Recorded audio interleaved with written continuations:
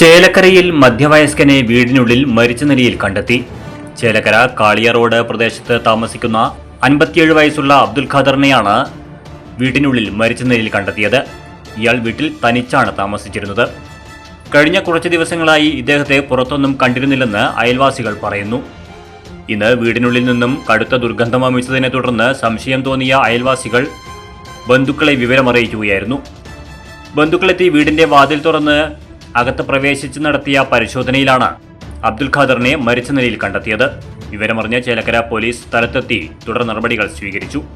മൃതദേഹത്തിന് ഏകദേശം 3 ദിവസത്തെ പഴക്കമുണ്ടെന്നാണ് പ്രാഥമിക നിഗമനം. മരണകാരണം വ്യക്തമല്ല.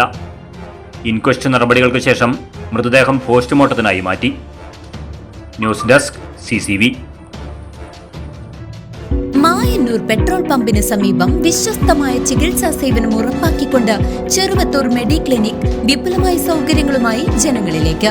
ഉദരരോഗം, ത്വക്ക് രോഗം, ഗൈനക്കോളജി, യൂറോളജി, ശിശുരോഗ വിഭാഗം, ഡയബറ്റോളജി, ശ്വാസകോശ രോഗങ്ങൾ തുടങ്ങിയ വിഭാഗങ്ങളിൽ പ്രമുഖ ഡോക്ടർമാരുടെ കൺസൾട്ടേഷൻ നിശ്ചിത ദിവസങ്ങളിൽ ഉണ്ടാകും. രാവിലെ 6:30 മുതൽ രാത്രി 9:30 വരെ പ്രവർത്തിക്കുന്ന ക്ലിനിക്കിൽ ഇംഗ്ലീഷ് മരുന്നുകൾ ഹോം ഡെലിവറി സൗകര്യത്തോടെ ലഭിക്കും.